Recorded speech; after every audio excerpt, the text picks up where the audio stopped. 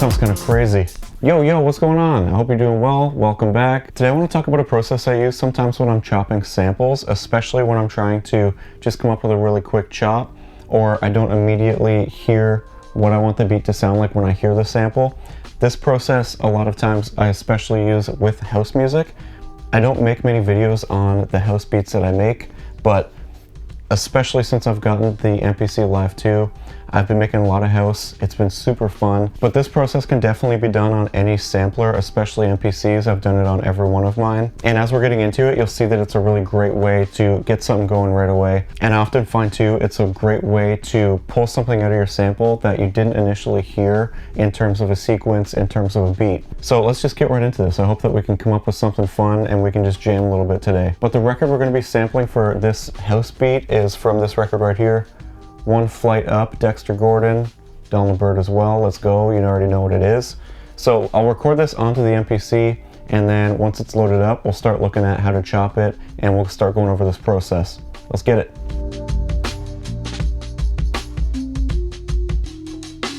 All right, so I've got the sample recorded onto the MPC. It's a pretty long sample, over a minute in length. Which I really like doing when it comes to this process. The other thing you'll notice with this record and this track and sample specifically is there's no drums. There is a very recognizable tempo, but I don't have any percussion in here, which is almost a requirement when it comes to this sample chop style, which will become apparent why once we actually start going through it. The other thing I often do after recording a sample is trimming the start and end points to ensure they're almost a perfect loop. With this process, I don't want to do that. I want to just record the piece of the sample that sounds like it has some really nice textures and sounds to it, and then I'm going to be using that entire thing. And just so you can get a little bit of a taste of what the sample sounds like, here's a little piece of it for you.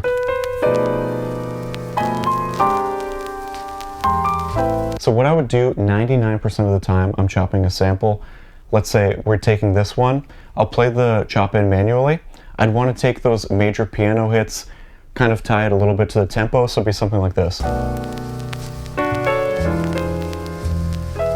So now by chopping in that style, I have a pretty consistent BPM. I have different beats that are all on all these pads.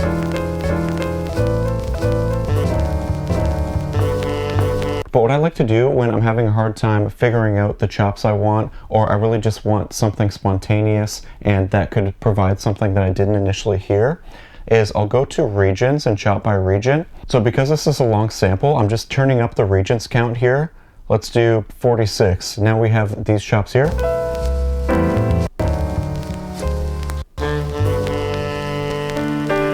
And all the spots where these land is completely randomized because I just picked a random number. And now this set of chops that I have on the pads is not something I ever would have come up with initially, because if we just listen to one of these random chops,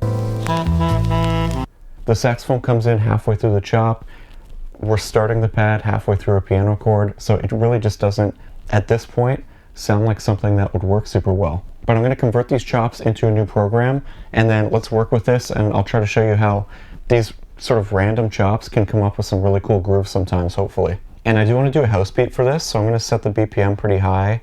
I'll do 117. It's a BPM I really like for house. And then on track 2, let's just start with a drum program, a little drum beat. And just to program the drums, I'm actually just going to start with one bar. That way we'll have everything on the pads at once. And with house, I don't mind if the drum beat's a little bit repetitive. I find it's more about the sample chop groove that you can come up with for me to dictate whether or not it's something I'm really vibing with. So first things first, I'm just going to raise the swing on this a little bit. I'll go up to 58 or 59. Let's do that.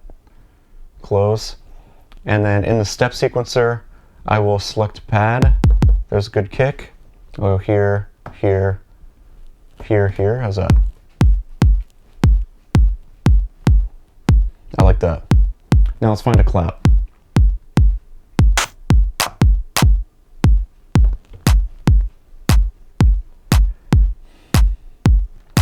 Now let's get an open hat going.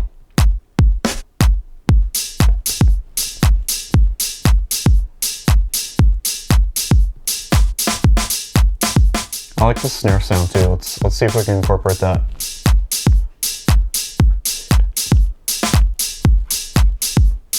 Yeah, it's kind of hard. And then lastly, let's see if we can incorporate some hi-hat here.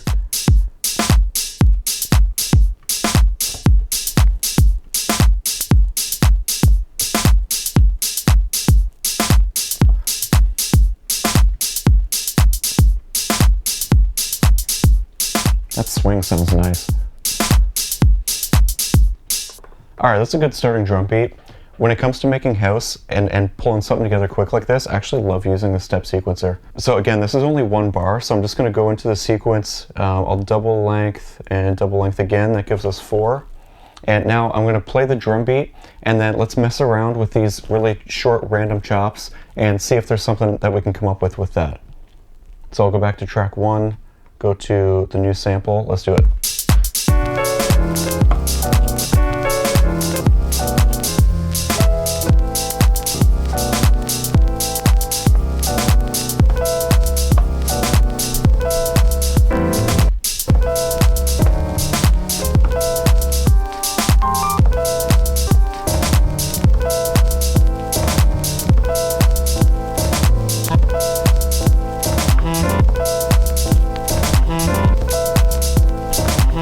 That sounds kind of crazy.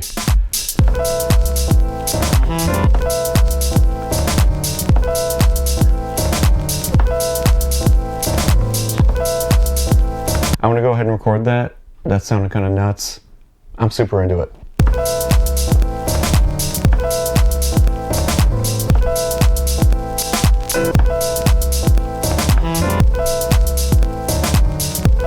I missed a chop there. I'm just gonna play it in here.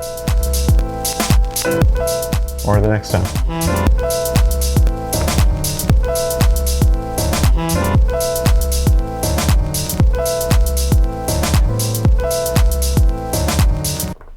Alright, I think that sounded sick, and this is not a chop I ever would have come up with if I was just coming up with the chops manually.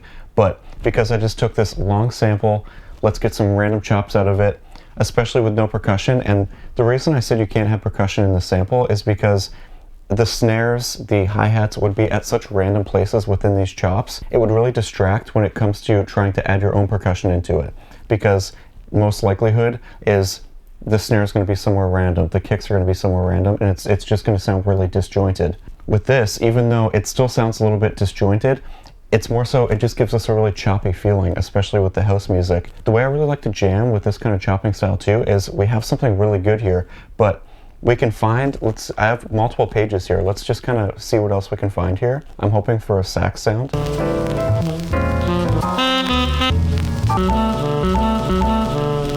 I've got something like this.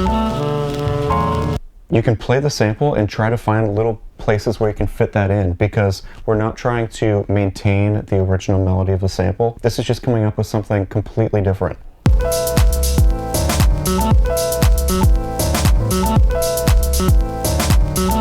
You know, like you can find that kind of stuff everywhere because we're finding just little tidbits of the entire sample. So it's really kind of connecting the puzzle pieces, and there are so many puzzles that you can make with it. It's not just one answer. So I'm going to copy the sequence that we just did onto a new one, and then I'll try to add those little staccato pieces and try to fit them into the chop that we already have.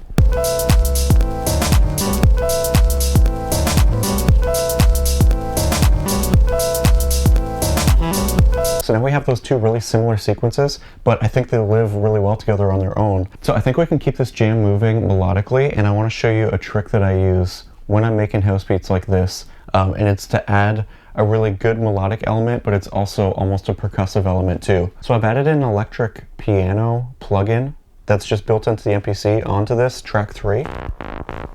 And we're definitely going to want that to be a bit higher.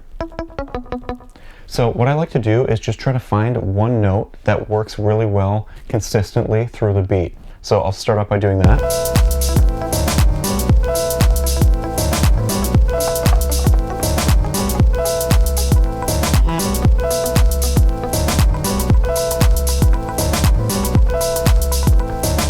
I really like this one here. And what I want to do is take that one note and put that on 16 levels of velocity. And now all I'm doing is I'm playing that single note in as if it was a piece of percussion, as if it was a shaker or something of that matter.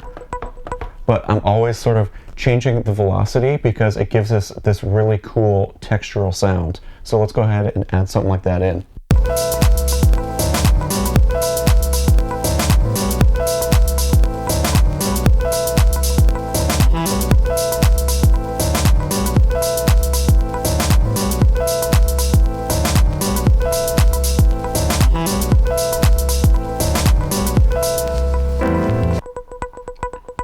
Here's how that sounds soloed.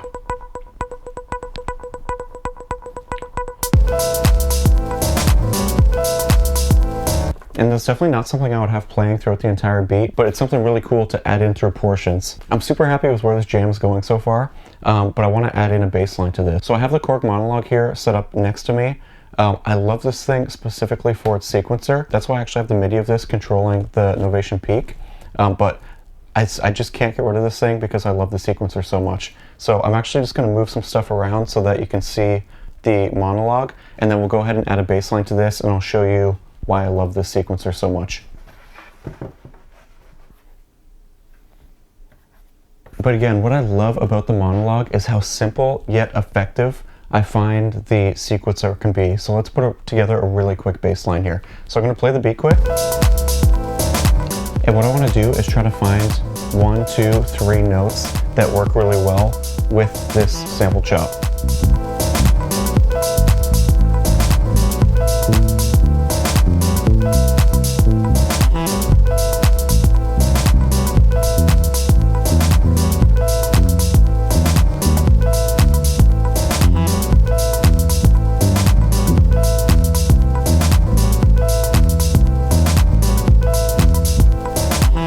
Okay, so I find that these 3 notes work really well right here. So literally what I'm going to do is go to the sequencer, press record, and I'm going to play in those 3 notes in a certain pattern. I usually try to do a few of the same notes a couple of times. That way it doesn't sound like an arpeggiator. We actually have a bit of a semblance of a bass line pattern. So I'll play this bass note a few times, and then we'll go with this one.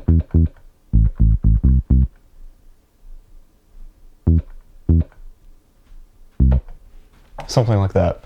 So here's what the sequencer is going to sound like right now. And again, that sounds very much like an arpeggiator. But if I go to the slide function, which you just get to by switching this right here, I'm going to light up some random notes in here. And then I'm also going to take some of the notes, and I'm just going to click this, and that took out that step. It took out that note. Let's hear how that sounds now.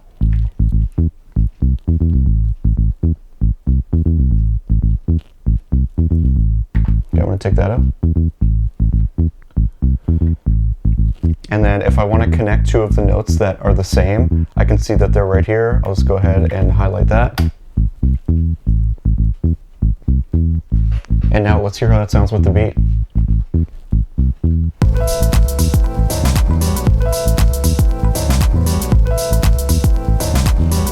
going to turn it down a little bit.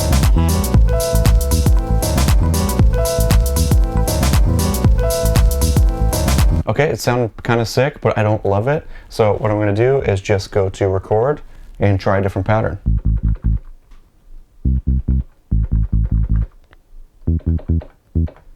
And a lot of times I find if I don't love how that sounds, I just keep it even more simple. I do very basic, almost like 4 note changes. So now I have all of those notes lined up here. Again, I'm just going to take some of those out. Let's see how that sounds.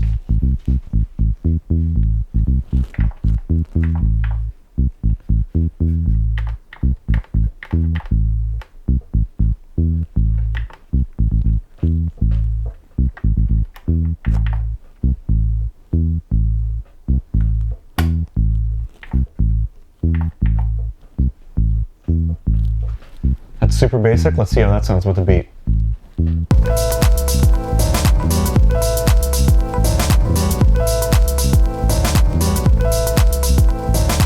I'm going to go ahead and record in the bass line we just did on here. That way we can just assign it to a pad and it'll be really easy to mute it, etc. We could have MIDI clocked the MPC Live into the monologue, but I'm literally just pressing play and pressing play at the same time and lining it up. So I'll go ahead and record in the bass line and then we'll add that to the beat.